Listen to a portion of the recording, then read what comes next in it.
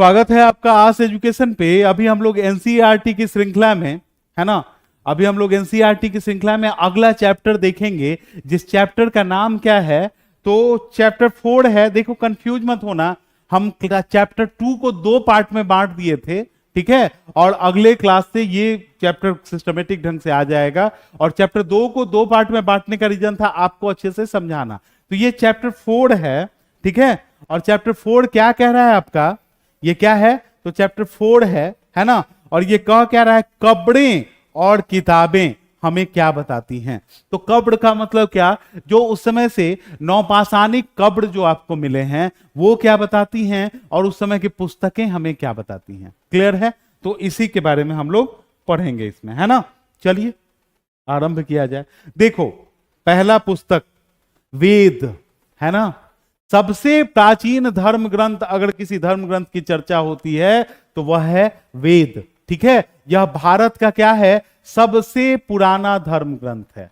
Clear है, सबसे पुराना अगर कोई धर्म ग्रंथ है तो वह कौन है, वेद। अगर वेदों के संकलनकर्ता की जिक्र हो कि वेदों का संकलन किसने किया था, तो यह किए थे वेद व्यास जी ने। किसने किया था, वेद व्यास ने। और वेद व्यास का पूरा नाम क्या था, तो महर्षि कृष्ण द्वैपायन वेद व्यास। क्या, महर्षि कृष्ण द्वैपायन वेद व्यास, यह वेद व्यास का पूरा नाम था। और यह सबसे पुराना धर्म ग्रंथ है। क्लियर है। और वेद, ठीक है, वेद के बारे में एक और इंपॉर्टेंट बात जानिए, यह अपौरुषेय कहा गया है। इसको क्या कहा गया है, अपौरुषेय कहा गया है। और अपौरुषेय कहने का मतलब क्या है, इसकी रचना इंसानों ने नहीं की है, यह देवताओं की लिखी हुई पुस्तक है। क्लियर है। चलिए अब आते हैं हम लोग वेद के टाइप के बारे में। देखो सिंपल सी बात है, वेद कितने प्रकार के हैं, 4 प्रकार के हैं। देखिएगा, सबसे प्राचीन कौन वेद है, तो ऋग्वेद। सबसे पुराना वेद कौन, ऋग्वेद। ऋग्वेद के बाद आता है क्या, सामवेद, है ना। सामवेद के बाद क्या आता है, यजुर्वेद, ठीक है। और यजुर्वेद के बाद हम चर्चा किसकी करते हैं, तो अथर्ववेद की, ठीक है, अथर्ववेद की। इसी सिस्टम से समझिएगा, यह ऋग्वेद जो है यह सबसे प्राचीन है। क्या है, ऋग्वेद सबसे प्राचीन वेद है। क्लियर है। और सामवेद उसके बाद आया, है ना, यजुर्वेद उसके बाद, और यह सबसे नया वेद है। मतलब सबसे नया वेद कौन, आपका अथर्ववेद है। क्लियर है। चलिए अब वेदों के बारे में हम लोग कुछ अच्छे से जाने, ठीक है। यह ऋग्वेद जो है, ऋग्वेद में मेनली क्या है, तो देवता की स्तुति का मंत्र है। किसकी स्तुति का, तो देवताओं की स्तुति का मंत्र है, ठीक है। देवताओं की स्तुति का मंत्र है किसमें, ऋग्वेद में, ठीक है। और ऋग्वेद के मंत्रों की संख्या, ऋग्वेद के मंत्रों को सूक्त कहा गया है, ठीक है। और ऋग्वेद में कितने मंत्र हैं, तो मंत्र तो बहुत ज्यादा हैं, 1028 सूक्त के बारे में चर्चा की गई है, ठीक है। कितना, 1028। सामवेद की चर्चा करो आप। सामवेद को भारतीय संगीत का जनक कहा जाता है। क्या कहा जाता है, भारतीय संगीत का जनक कहा जाता है। किस वेद को, तो सामवेद को। क्लियर है। यजुर्वेद में यज्ञ संबंधी नियम का वर्णन है। किसका वर्णन है, यज्ञ संबंधी नियम का वर्णन है। और एक बात ध्यान रखना, यह एकमात्र वेद है जो 2 भाग में बटा है। कितने भाग में, 2 भाग में। इसका पहला भाग है शुक्ल यजुर्वेद, ठीक है। पहला भाग क्या है आपका, शुक्ल यजुर्वेद। और दूसरा भाग क्या है, तो कृष्ण यजुर्वेद, है ना, कृष्ण यजुर्वेद। यह 2 भागों में बटा हुआ वेद है। अब हम बात करते हैं अथर्ववेद की। देखो अथर्ववेद क्या है, इसमें सांसारिक विषयों का वर्णन है ना, सांसारिक विषयों का वर्णन है अथर्ववेद में। अब कहने का मतलब है कि सांसारिक विषय क्या होंगे, तो सांसारिक विषय में बहुत सारी बातें आ जाती हैं, जैसे विवाह हो गया, प्रेम हो गया, है ना। उसके बाद आप मान लो औषधि हो गया। इन सब चीजों की चर्चा कहां है, तो यह कहां है, अथर्ववेद में इसकी चर्चा है। क्लियर है। चलिए और सारी बातें हम लोग जान लें इसके बारे में।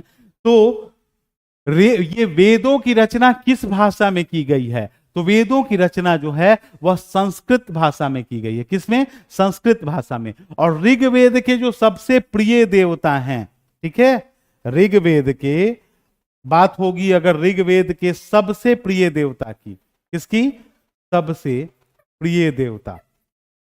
तो देखिएगा, यह ऋग्वेद के जो सबसे प्रिय देवता हैं, एक नंबर पे आते हैं इंद्र और दूसरे नंबर पे आते हैं कौन? अग्नि। ठीक है, इंद्र के लिए 250 मंत्रों का उल्लेख है और अग्नि के लिए कितने? 200 मंत्र हैं। ठीक है, इंद्र के लिए कितने? 250 और अग्नि के लिए 200 मंत्रों का उल्लेख है। किस ग्रंथ में? ऋग्वेद में। क्लियर है? सामवेद, यह संगीत का, भारतीय संगीत की उत्पत्ति। देखो, सारे गामा पादा नीसा, है ना, ये जो 8 सुर हैं, स्वर हैं, इसकी रचना यही है, सामवेद में है, जो हम आगे वाले क्लास में इसके बारे में स्पेशल जानेंगे। क्लियर है? और यह यजुर्वेद यज्ञ संबंधी नियम और युद्ध संबंधी नियमों का वर्णन है। 2 भाग में बटा है, शुक्ल यजुर्वेद और कृष्ण यजुर्वेद। ठीक है, एकमात्र ऐसा वेद, देखो ये तीनों वेद, ऋग्वेद, सामवेद और अथर्ववेद, यह पद्य में लिखे गए हैं। पद्य मतलब गायन शैली में लिखे गए हैं। ठीक है, और यह एकमात्र वेद है। ठीक है, एकमात्र वेद जो गद्य एवं पद्य दोनों में है। गद्य एवं पद्य दोनों में है। क्लियर है? गद्य एवं पद्य दोनों में है ना। और अथर्ववेद आपको पहले ही हम बता दिए, इसमें क्या है? तो सांसारिक विषयों का वर्णन है। क्लियर है?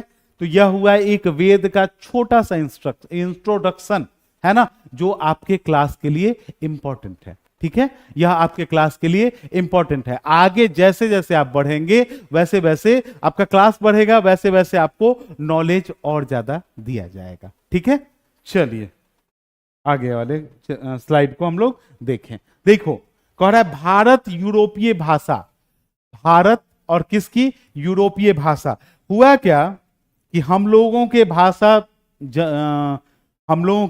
में, है ना, हम लोगों के भाषा में, जैसे हम लोग संस्कृत, बहुत सारा संस्कृत का शब्द है जो अंग्रेजी में कन्वर्ट हुआ है। ठीक है, जैसे मातृ से बना मदर। ठीक है, तो संस्कृत जो है भारत यूरोपीय भाषा में मानी जाती है। संस्कृत को क्या माना जाता है? तो संस्कृत जो है, संस्कृत भारत यूरोपीय भाषा में शामिल है। ठीक है, संस्कृत भारत यूरोपीय भाषा में शामिल है। इसको भारोपीय भी कहा जाता है। क्या कहा जाता है? तो इसको भारोपीय भी कहा जाता है। क्लियर है? संस्कृत क्या है? भारत और यूरोपीय दोनों भाषाओं में शामिल है। ठीक है, उन्हें एक भाषा परिवार का कहा जाता है। किसको? संस्कृत और यूरोपीय भाषाओं का। क्यों?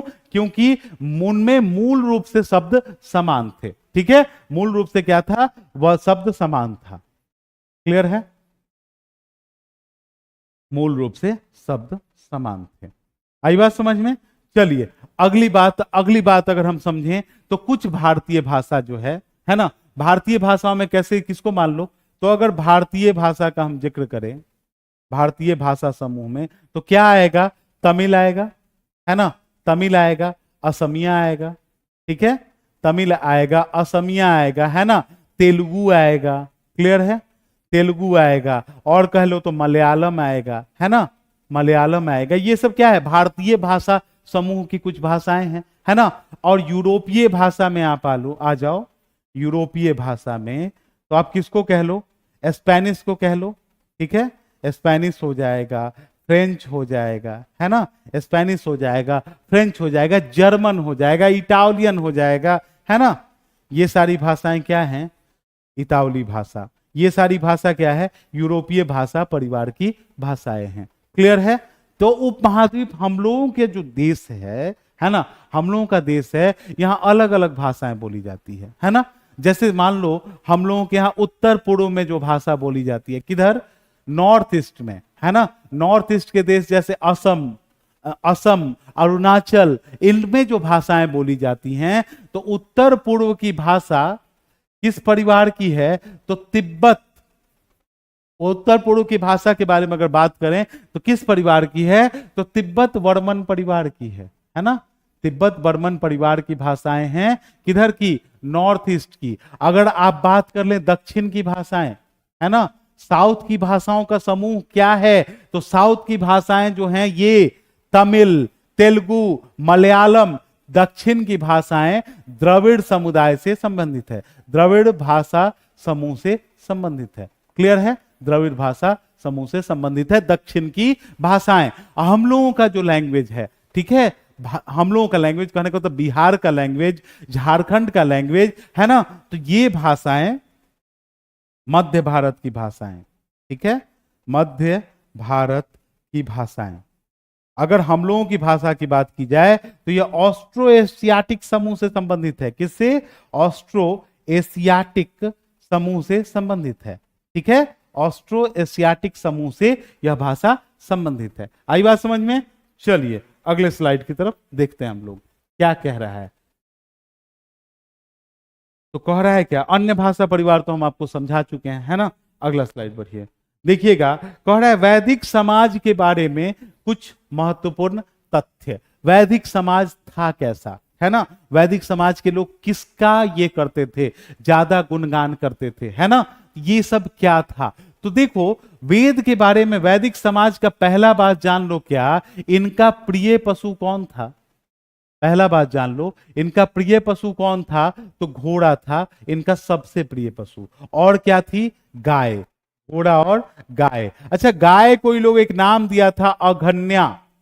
गाय को ही लोग क्या नाम दिया था? अघन्या। अघन्या का अर्थ होता है न मारने योग्य, ठीक है, मतलब अगर कोई गाय का गलती से हत्या कर दे तो उसके लिए लोग मृत्यु दंड निर्धारित कर देता था। अच्छा, दूसरी बात, नदियों का, है ना, नदियों की पूजा करते थे, ठीक है, नदियों की पूजा करते थे। एक नदी है जो अब विलुप्त हो चुकी है, कौन सी? सरस्वती। कौन सी नदी? सरस्वती नदी, ठीक है। और सरस्वती नदी को यहां हम लोग पढ़ेंगे इसके बारे में। सरस्वती नदी को नदी तमा कहा जाता था। क्या कहा जाता था? नदी तमा। अब नदी तमा का मतलब क्या हुआ? नदी तमा जैसे कहा, कहने का मतलब नदियों की माता। सरस्वती को क्या कहा ये लोग? तो नदियों की माता कहा है। किन्होंने? तो वैदिक सभ्यता के लोगों ने। क्लियर है? अभी का सबसे महत्वपूर्ण नदी है ना गंगा, ठीक है। तो तीसरी बात अगर जाने हम, तो गंगा और यमुना का उल्लेख, गंगा और यमुना का उल्लेख मात्र एक बार हुआ है, मात्र एक बार हुआ है ना। गंगा और यमुना का उल्लेख क्या है? मात्र एक बार है आपके किस ग्रंथ में? तो वैदिक साहित्य में, ठीक है, वैदिक साहित्य में इनका एक बार मात्र उल्लेख किया गया है, ठीक है। आगे अगर हम लोग इसके बारे में जाने, ठीक है, आगे अगर इस समाज के बारे में हम लोग जाने तो हम लोग कह सकते हैं क्या, हम लोग क्या कह सकते हैं? तो हम लोग कह सकते हैं वैदिक समाज जो था, वैदिक समाज पितृसत्तात्मक था। कहने का मतलब क्या? पिता की सत्ता थी, मतलब पुरुष प्रधान समाज था, पितृसत्तात्मक था, ठीक है। और अगर हम वैदिक समाज के बारे में और बातें अगर हम जाने, ठीक है, यज्ञ करते थे, ठीक है, यज्ञ आहुति में, यज्ञ की जो आहुति होती है, अच्छा आहुति का मतलब क्या? जब यज्ञ की समाप्ति होती है। आहुति का मतलब क्या?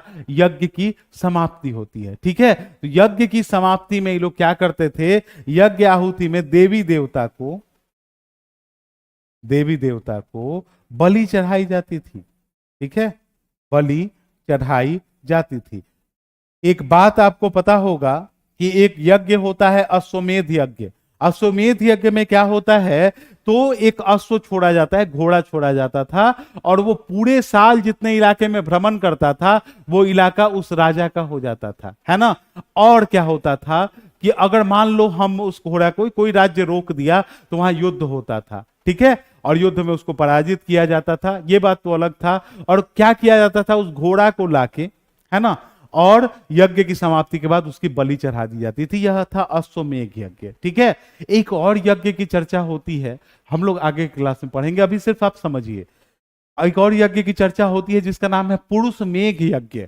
इसमें क्या होता था? एक ज्ञानी इंसान को पकड़ के और काट के चढ़ा दिया जाता था देवता को बलि, ठीक है। तो ये पुरुष मेघ यज्ञ था, है ना। और ग्रंथों के बारे में हम लोग बात करते हैं। देखो होता क्या था कि वैदिक समाज जो था, है ना, अभी आप जाने कि इनका प्रिय पशु क्या था? घोड़ा था। और गाय को लोग क्या कहता था? अघन्या, मतलब नौ मारने योग्य, ठीक है, नदियों की पूजा करते थे। सरस्वती नदी को क्या कहा गया है? नदी तमा कहा गया है। गंगा और यमुना का उल्लेख ऋग्वेद में, वेद में कितनी बार है? मात्र एक बार है। वैदिक समाज कैसा था? पितृसत्तात्मक था, है ना। यज्ञ आहुति में क्या होता था? देवी देवता को बलि चढ़ाई जाती थी। अभी आपको दो यज्ञ के बारे में बताए, है ना, अश्वमेघ यज्ञ और पुरुषमेघ यज्ञ। और भी बहुत सारे यज्ञ होते थे।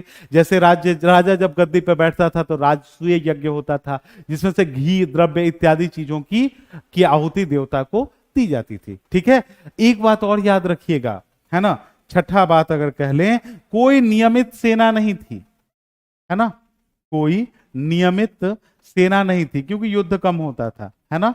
कोई नियमित सेना नहीं थी, ठीक है। जरूरत पड़ने पर सब कोई हथियार उठा लेता था, कहने का मतलब ये होता था, है ना। और जब नियमित सेना नहीं थी तो राजशाही व्यवस्था नहीं थी। तो सातवां अगर इंपॉर्टेंट बात आप याद रखें तो यह था, योग्य और बहादुर इंसान को राजा चुना जाता था, है ना। योग्य और बहादुर को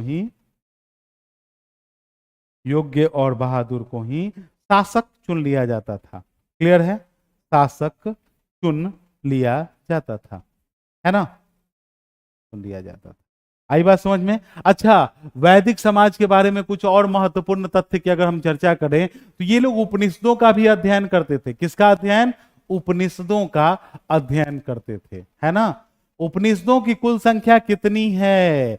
उपनिषदों की कुल संख्या कितनी है? तो उपनिषद है 108, है ना। लेकिन प्रामाणिक उपनिषद जो हैं, प्रामाणिक कितने हैं? मात्र 12 हैं। प्रामाणिक उपनिषदों की कितनी संख्या है? मात्र 12 है। ठीक है, ये लोग और क्या करते थे? तो वेदों का अर्थ समझने के लिए, है ना, वेदों का अर्थ समझने के लिए, ठीक है, वेदों का अर्थ समझने के लिए वेदांग की रचना की गई थी। किसकी रचना की गई थी?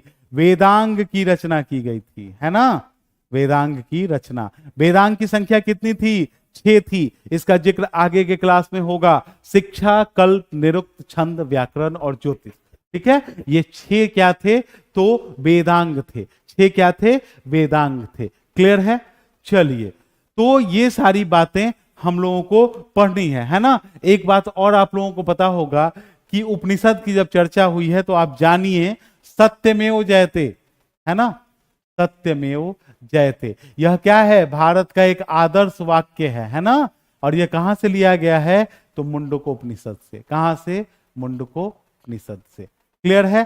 तो ये वैदिक समाज के बारे में। एक बात और जानिएगा, है ना, वैदिक समाज में जाति व्यवस्था नहीं थी। क्या नहीं थी भाई? तो जाति व्यवस्था नहीं थी। तो सवाल ये उठता है कि जब जाति व्यवस्था नहीं थी तो होता क्या था? देखिएगा, जब जो जो कर्म करेगा, जैसा आप काम करोगे उसी के आधार पर आपकी जातियां निर्धारित कर दी जाएंगी, है ना। होता क्या था? शुरू में वर्ण व्यवस्था व्यवसाय के आधार पर आधारित था। बाद में क्या हुआ? तो इस व्यवस्था को आधार मिला जन्म के आधार पर उत्तर वैदिक काल में। और ये सारी बातें हमको कहां से मिली हैं? तो किताबों से मिली हैं। किससे मिली हैं?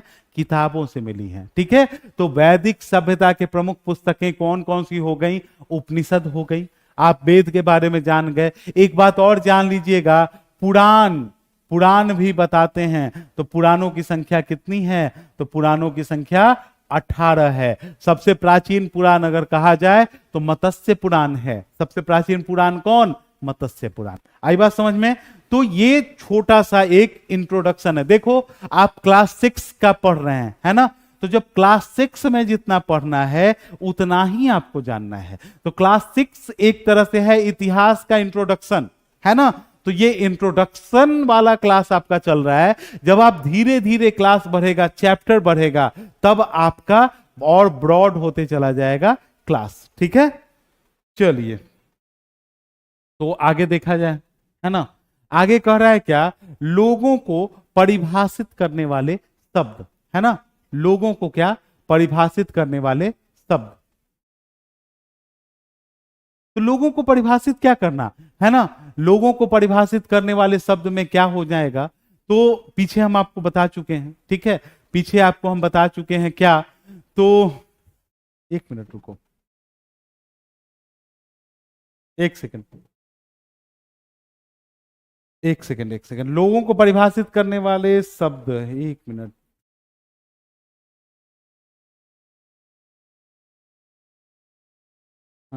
ये दूसरा स्लाइड था, है ना? इस स्लाइड को समझें, ठीक है? देखिएगा क्या कह रहा है, इनाम गांव में विशेष समाधान, है ना? इसका जिक्र है, आप पीछे पढ़े हैं, आप ये पीछे पढ़े हैं ना, इस चैप्टर का ही नाम है कब्र और किताब हमें क्या बताती है। तो ये इनाम गांव एक जगह है। कहाँ है यह इनाम गांव? एक जगह। तो इनाम गांव जो है यह महाराष्ट्र में स्थित है। कहाँ स्थित है इनाम गांव? महाराष्ट्र में स्थित है। कहाँ? महाराष्ट्र में। और किस नदी के तट पर यह स्थित है? तो भीमा नदी के तट पर स्थित है। किस नदी के तट पर? भीमा नदी के तट पर यह स्थित है, ठीक है? भीमा नदी के तट पर। और इनाम गांव का इतना जिक्र क्यों होता है? इनाम गांव का इतना जिक्र क्यों होता है? तो देखिएगा, इनाम गांव जो है, यहां समाधान की एक स्पेशल टेक्निक कह लो वह विकसित थी। समाधान का मतलब क्या? तो लाश को दफनाने वाला, ये ठीक है, लाश को दफनाने वाला जो था व्यवस्था अलग किस्म का था। कहां? तो इनाम गांव में, ठीक है? इसको समझाने के बाद हम समझाएंगे लोगों को परिभाषित करने वाला, कुछ नाम लिख देंगे और उसको परिभाषित भी कर देंगे। ये स्लाइड का नहीं था, लेकिन हम आपको कुछ उसमें लिख के समझा देंगे। क्लियर है? तो देखो इनाम गांव में होता क्या था। यहां जो स्थल मिला है यह 3600 से 2700 ईसा पूर्व पहले का है। कितना? 3600 से 2700 ईसा पूर्व पहले का है, ठीक है? इनाम गांव में क्या होता था? तो 100 को घर के अंदर ही दफना दिया जाता था, ठीक है? घर के अंदर ही दफना दिया जाता था, है ना? और क्या होता था? और पहला बात तो ये हो गया, 100 के साथ घरेलू उपयोग की वस्तुएं भी दफनाई जाती थी। घरेलू उपयोग की वस्तुएं दफनाई जाती थी। घरेलू उपयोग की वस्तुएं क्या की जाती थी? दफनाई जाती थी। क्या? तो समाधान की एक अलग तकनीक हो गई, है ना? और क्या किया जाता था? उत्तर की तरफ सर करके, मतलब 100 को कैसे दफनाया जाता था? तो 100 को उत्तर दक्षिण दिशा में रखकर दफनाया जाता था। उत्तर दक्षिण दिशा में दफनाया जाता था, ठीक है? दफनाया जाता था। एक इनाम गांव का यहां समाधान का एक टेक्निक ये दिया हुआ है, ठीक है? ये हुआ फर्श, फर्श को हटाया और यहीं पे दफना दिया। देख रहे हैं ये घर का है सिंबल, और यहीं पे क्या किया जाता था? दफना दिया जाता था, ठीक है? एक और बात समझिएगा इसके बारे में। क्या समझना है हम लोगों को? तो इसके बारे में एक बात ये समझना है कि यहां क्या किया जाता था कि जब दफनाया जाता था शवों को, तो 100 के चारों तरफ, 100 के चारों तरफ बड़े बड़े बड़े बड़े पत्थर रख दिए जाते थे, ठीक है? बड़े बड़े पत्थर रख दिए जाते थे, ठीक है? बड़े बड़े पत्थर रख दिए जाते थे किसके तरफ? तो 100 के चारों तरफ, ठीक है? और दफना के लोगों को उसके ऊपर से रख दिया जाता था। क्लियर है? पहले यह सभ्यता, यह प्रक्रिया कहां शुरू हुई? तो महाराष्ट्र में। धीरे धीरे यह समाधान की जो तकनीक है, इसको अगर ये चारों तरफ रखा जाता था, इसको क्या कहा जाता था? तो महापाषाणिक, महापाषाणिक, ठीक है, समाधान। महापाषाणिक समाधान। महा का मतलब क्या? बड़ा, पाषाण का मतलब पत्थर, और उसका उपयोग करके 100 को दफना दो। तो पहले शुरू कहां हुआ? यह महाराष्ट्र में शुरू हुआ। उसके बाद ये कहां गया? तो दक्कन में। दक्कन मतलब ये महाराष्ट्र का ही इलाका, फिर दक्षिण भारत में, दक्षिण भारत में, और फिर कहां? तो उत्तर पूर्व में, ठीक है? उत्तर पूर्व भारत में यह समाधान की तकनीक प्रचलित हुई। अच्छा, इसको एक और इंग्लिश नाम भी दिया गया है, कहा जाता है मेगालिथ, ठीक है? मेगालिथ। महापाषाणिक समाधान की प्रक्रिया को मेगालिथ भी कहा जाता है। क्लियर है? तो यह थी क्या? इनाम गांव में विशेष समाधान की प्रक्रिया। क्लियर है? तो समझ में, उम्मीद है कि यह बात आई होगी आपको, है ना?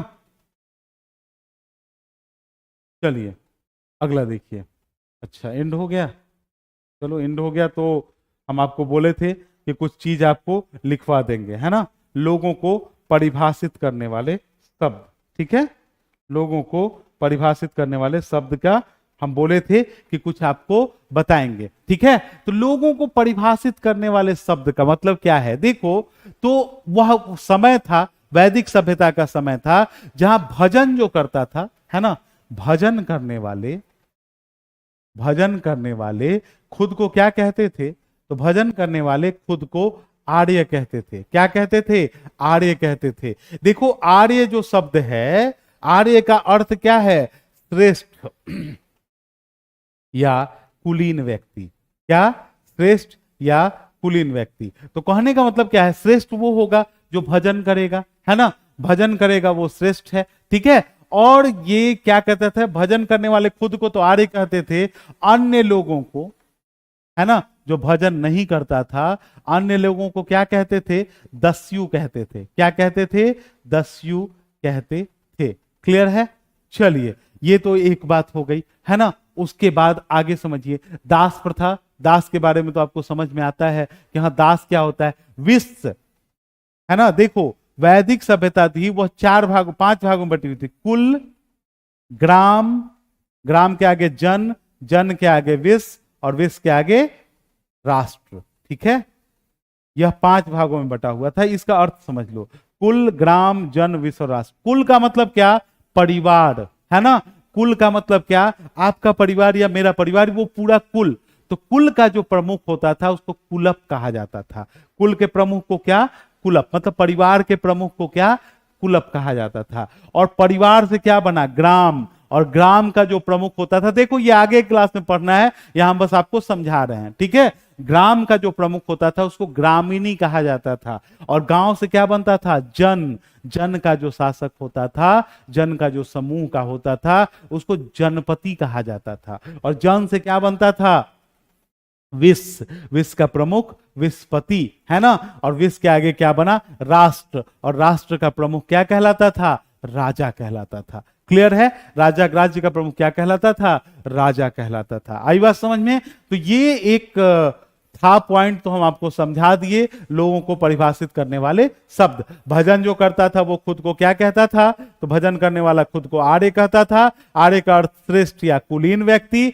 अन्य लोगों को वह क्या कहता था, दस्यु कहता था। और वैदिक समाज ऐसे बनता था, कुल, कुल से बना ग्राम, ग्राम से बना जन, जन से बना विश्व, और विश्व से बना राष्ट्र, ठीक है। आर्यों का प्रिय पशु क्या था, घोड़ा था। और क्या था, गाय। गाय को क्या कहता था, अघन्या कहता था, ठीक है। अच्छा, एक बात और याद रखिएगा, आर्यों द्वारा खोजी गई धातु कौन थी, तो आर्य खोजे थे लोहा। लोहा का प्रयोग कब शुरू हुआ, तो वैदिक काल में हुआ था। अब सेम बात, सिंधु घाटी वाले किस धातु को नहीं जानते थे, तो लोहा का पता उनको नहीं था। आई बात समझ में। तो अभी आपका क्लास हो गया समाप्त, है ना। ये क्लास समाप्त हो गया। अब हम लोग क्या करेंगे, ओरिजिनल एनसीईआरटी को एक बार देख लेंगे, है ना। चलिए, तो एनसीईआरटी को देखा जाए, है ना। एनसीईआरटी को देखा जाए।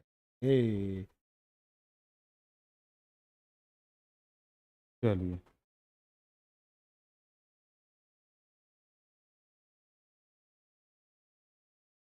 देखो अध्याय 4 क्या कह रहा है, तो अध्याय 4 कह रहा है क्या, कि क्या बताती हैं हमें किताबें और कब्रें, है ना।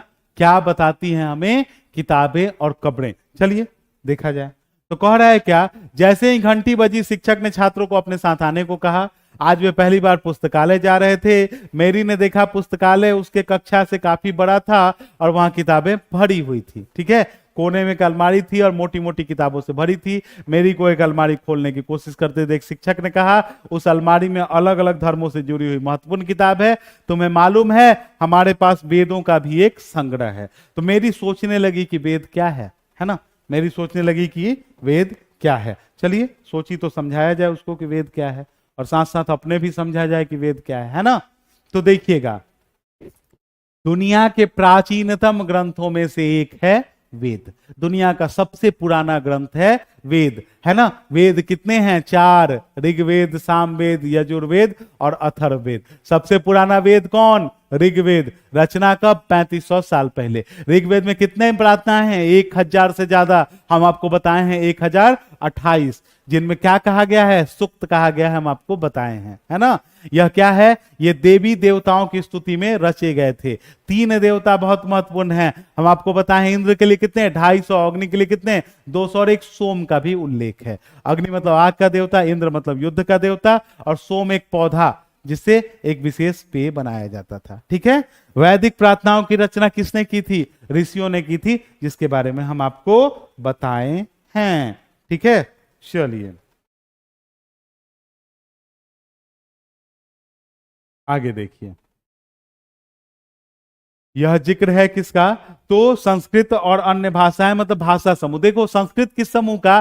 भारोपीय। हम आपको बताए हैं भारत यूरोपीय समुदाय की एक भाषा है। संस्कृत को भारोपीय कहा जाता है। भारत यूरोपीय भाषा परिवार का हिस्सा है। भारत की कई भाषाएं हैं, असमिया, गुजराती, हिंदी, सिंधी, एशियाई भाषा फारसी, और यूरोप की बहुत सी भाषा अंग्रेजी, फ्रांसीसी, जर्मन, इटालियन, स्पेनिश आदि इसी भाषा परिवार से जुड़ी हुई है। इसे एक भाषा परिवार इसलिए कहा जाता है कि आरंभ में उनमें कई शब्द एक जैसे थे। हम आपको बताए हैं ना, मातृ संस्कृत में, माँ हिंदी में और मदर अंग्रेजी में एक ही तरह का तो शब्द है, हम आपको बताए हैं ना। तो चलिए आगे देखिएगा। उपमहाद्वीप में एक दूसरे भाषा परिवारों की भी भाषाएं बोली जाती है। देखो पूर्वोत्तर प्रदेशों में कैसा?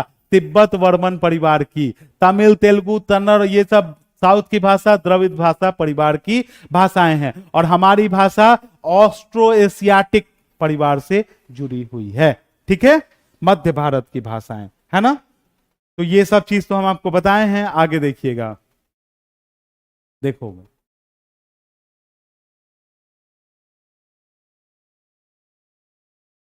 आगे देखिए।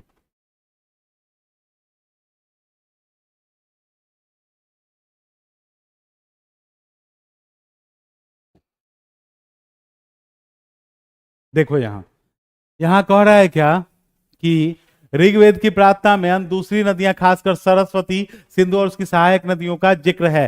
सरस्वती को क्या कहा जाता था? पीछे बताया है, नदी तमाम मतलब नदियों की माता। और गंगा और यमुना का उल्लेख क्या है? बस एक बार हुआ है, जो आपको हम पीछे समझा चुके हैं, है ना। आगे देखिए, कह रहा है क्या? ऋग्वेद में मवेशी बच ऋग्वेद में मवेशी, है ना, मवेशियों, बच्चों, खासकर पुत्रों और घोड़ों की प्राप्ति के लिए, हम बताएं घोड़ा इनका सबसे महत्वपूर्ण पशु घोड़ा और गाय था, है ना। लड़ाइयां किसके लिए लड़ी जाती थी? घोड़ों के लिए ही लड़ी जाती थी। ठीक है। युद्ध में जीते गए कुछ भाग सरदार रख लेते थे और कुछ हिस्सा पुरोहित को दिया करते थे। धन क्या है? आम लोगों में बांट दिया जाता था। धन यज्ञ करने के लिए प्रयुक्त होता था। यज्ञ में अग्नि की आहुति दी जाती थी। आहुतियां देवी देवता को दी जाती थी, घी, अनाज और कभी कभी जानवर की भी। हम आपको बताए हैं अश्वमेघ यज्ञ और पुरुष मेघ यज्ञ के बारे में, है ना। आगे क्या कह रहा है? तो कह रहा है अधिकांश पुरुष इस युद्ध में भाग लेते थे, कोई अस्थाई सेना नहीं होती थी। हम आपको बताए हैं बहादुर लोगों को ही, ऐसे लोगों को अपना सरदार चुनते थे जो बहादुर और कुशल योद्धा हों। ठीक है, चलिए आगे देखिएगा। आगे क्या कह रहा है? तो कह रहा है क्या?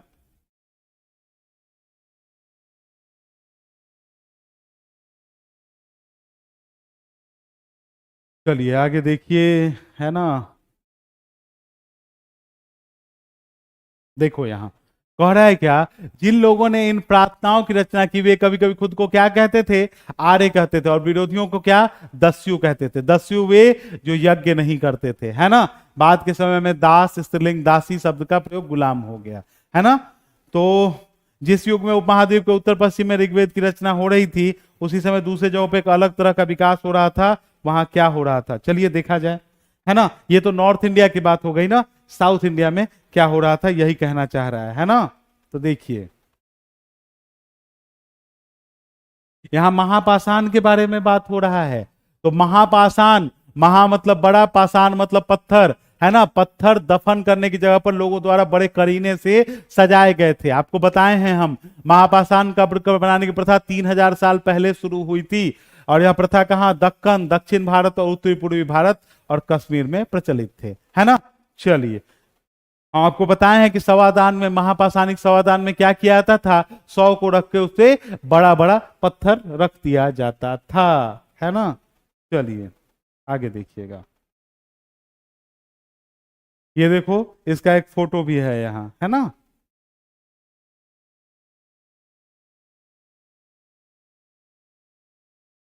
देखो कह रहा है क्या, मृतकों को खास किस्म के मिट्टी के बर्तनों के साथ दफनाया जाता था, जिन्हें काल नील मिट्टी के बर्तन के नाम से जाना जाता है। इनके साथ उनके, तो हम बताए हैं, दैनिक उपयोग की सामानें भी रख दी जाती थी, ठीक है, दैनिक उपयोग की सामानें भी रख दी जाती थी, है ना। चलिए आगे देखिए, देखो ये दैनिक उपयोग की सामानें हैं जो उनके साथ रखी जाती थी, है ना।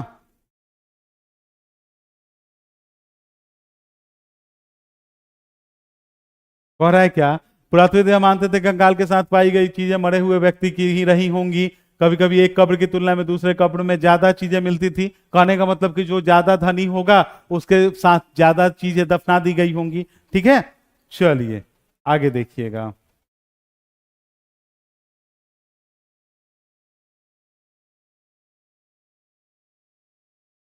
देखो इनाम गांव के बारे में, है ना। इनाम गांव भीमा की सहायक नदी घोड़ के किनारे एक जगह है। इनाम गांव कहाँ, महाराष्ट्र में है। 3600 से 27 साल पहले लोग यहाँ रहते थे। वयस्क लोगों को सीधा लेटाकर दफनाया जाता था, और सर कहाँ, उत्तर की तरफ, उत्तर दक्षिण दिशा में दफनाया जाता था, और घर के अंदर ही दफना दिया जाता था, है ना। चलिए, घर के अंदर ही दफनाने की प्रक्रिया कहाँ थी, इनाम गांव में प्रचलित थी, ठीक है, इनाम गांव में प्रचलित थी, है ना। यह कुछ है नहीं, ऐसे ही एक कहानी है, ठीक है। देखिए कह रहा है कि इनाम गांव में पुरातत्वविदों को गेहूं, जौ, चावल, दाल, बाजरा और मटर के बीज मिले। कई जगह पर जानवरों की हड्डियां भी मिली हैं। कई हड्डियों पर काटने के निशान से अंदाजा होता है कि लोग इन्हें खाते होंगे। गाय, बैल, भैंस, बकरी, कुत्ता, घोड़ा, गधा, सुअर इत्यादि, है ना, की भी हड्डियां पाई गई। ऐसे शख्स मिले हैं कि बेर, आंवला, जामुन, खजूर और कई तरह की सांभरियां एकत्रित की जाती थी। ये इनाम गांव का चर्चा है। लेकिन इनाम गांव मेनली फेमस किसके लिए है, अपने सवादान के लिए, जो घर में ही दफनाया जाता था। और क्या किया जाता था, तो घर में ही दफना लिया जाता था और उनके साथ उपयोग की वस्तुएं रख दी जाती थी, है ना। चलिए